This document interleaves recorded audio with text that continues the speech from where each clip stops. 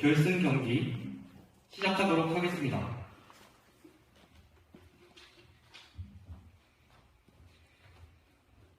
먼저 반대팀 1토론자의 입론이 4분간 있겠습니다. 단상으로 나와서 시작해주세요.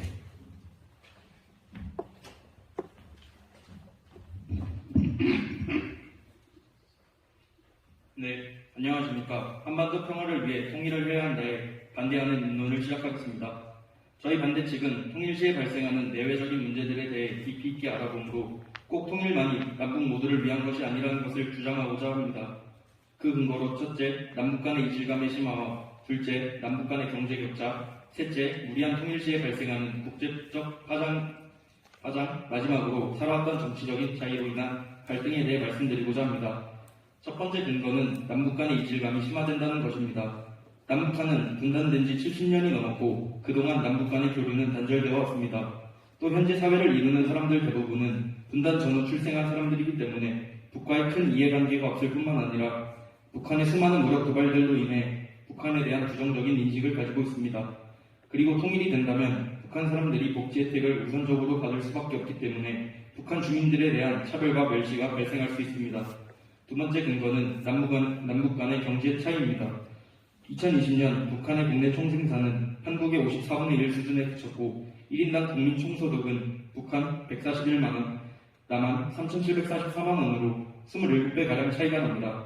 그리고 세계 여러 나라에 빚진 금액이 수십조에 달하고 통일이 된다면 이 빚은 고스란히 남한이 짊어지게 될 가능성이 큽니다. 세 번째 근거는 무리한 통일 시 발생하는 국제적인 파장입니다. 현재 우리가 통일을 하는 것이 발각지가 않은 나라가 크게 두 나라가 있습니다. 첫째는 미국, 둘째는 중국입니다. 두 나라 모두 각각 남한과 북한을 통해 서로를 견제하는 입장이 있습니다. 그리고 미국은 한국에 무기를 많이 수출하여 돈을 벌고 중국은 북한의 자원들을 값싸게 사용하고 있어서 통일을 한다면 두 나라 모두 이 권한을 잃게 됩니다. 따라서 무리한 통일이 국제적인 문제를 초래할 수 있습니다. 네 번째 근거로 살아왔던 정치 이념이 다르기 때문에 갈등이 심화될 수 있을 것입니다. 북한 시민들은 독재체제 속에서 제한을 당하여 살아왔고 우리는 민주주의 체제에서 살아왔기 때문에 익숙하지 않은 상황에 놓여짐으로써 의견이 대립하여 갈등의 심화를 낳을 수 있습니다. 따라서 저희는 위 네 가지 근거를 토대로 남북 통일에 반대합니다. 5천만 명의 인생을 책임지는 국가가 위험 부담이 큰 통일이라는 도박을 해서는 안 됩니다. 감사합니다.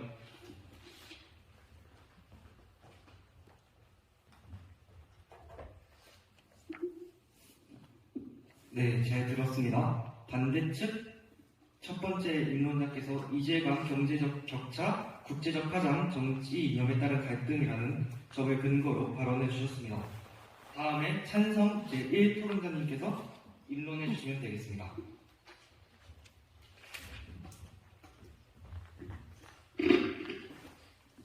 찬성 측 입론 시작하겠습니다. 저희는 한반도의 통일을 찬성합니다. 그 첫 번째 근거는 통일을 한다면 우리나라의 군사적 이점이 있기 때문입니다. 통일은 우리나라가 지켜야 할 국경이 800km에서 600km로 줄어드는 효과를 줄 수 있는데 국경 길이 축소는 국경 방어에 필요한 인력 및 물자를 줄여줄 수 있다는 이점이 있습니다. 지금 우리나라는 미국보다는 적지만 영국이나 프랑스보다는 많은 국방비를 지출하고 있습니다. 하지만 통일이 되었을 때를 가정해 본다면 절약된 국방비는 사회 기반 시설과 같은 국가 발전의 필수적인 분야에 제출하실 수 있습니다. 현재 우리나라 청년들은 징병제로 인해서 2년을 군대에서 낭비해야 합니다. 통일 후 징병제가 폐지된다면 징병제에 따르는 여러 경제적 문제와 비민주적인 문제점을 해결할 수 있습니다. 또 통일은 우리나라를 핵무기 보유국으로 만들어줄 수 있으며 핵무기 보유는 국방 그리고 경제적으로 큰 이점이 될 수 있습니다. 다음 두 번째 근거로는 경제적 측면의 이익을 가질 수 있다는 점입니다.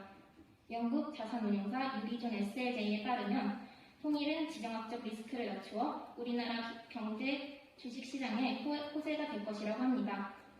그 까닭은 전쟁은 한순간에 투자금을 증발시킬 수 있기에 우리나라 주식시장에 악영향을 끼쳐하기 때문입니다. 그리고 인구가 증가하면서 내수시장의 규모가 커져 수출에 의존하는 우리나라의 경제적 약점을 보완해 줄 것입니다.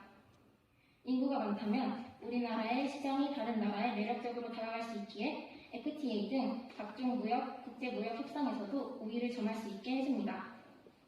현재 북한은 지하자원 축출에 대한 충분한 투자가 이루어지지 않았고 현재 유엔의 북한 경제 제재로 인해 지하자원의 수출이 용이하지 않았기 때문에 많은 광물이 저장되어 있을 것이며 이는 45조 원 가량의 경제적 효과가 있을 것입니다. 세 번째 근거로는 국가 안정성에 도움이 된다는 점입니다. 현재 우리나라는 북한 위협으로부터 안전해지기 위해 그 안정성을 바탕으로 투자 유치를 받기 위한 주한미군을 필요로 하고 있습니다. 하지만 통일이 된다면 주한미군 주둔을 위해 막대한 금액을 지불하지 않아도 됩니다. 그 엄청난 발전 가능성으로 인해 투자 유치가 폭발적으로 증가하게 될 것입니다. 그리고 만약 통일이 된다면 통일한국은 민주주의와 공산주의가 합쳐진 나라이기 때문에 스위스처럼 중립국의 역할을 할 수 있을 것입니다. 이는 강대국에 둘러싸인 통일한국이 이들의 분쟁을 조절하는 유일한 국가가 될 수 있는 기회가 됩니다. 마지막 근거로는 경제적 측면에서의 입장입니다. 지금 당장은 힘들겠지만 북한이 북한 정부의 압력에서 벗어나 민주주의 국가에서 살 수 있게 되는 기회를 줄 수 있습니다. 우리의 분단은 단순히 이질적인 정치 체제의 수립만을 의미하는 것은 아니었습니다. 북한은 1인 독재 체제를 유지하면서 주민에 대한 가혹한 통제를 지속하고 있으며 급기야는 퇴행적인 3대 세습 체제를 구축하기까지 했습니다.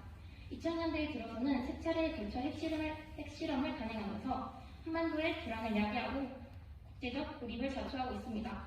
이러한 체제 하에서 북한 주민은 정치, 경제적 자유를 억압당한 채 통제와 착취에 신원하고 있습니다. 통일은 북한 주민에게도 자유민주국가의 일원이 되어 인간으로서의 존엄을 누리며 자유와 인권 등 기본적 권리를 보장받을 기회를 제공할 것입니다. 이상으로 찬성 측 인론 마치겠습니다.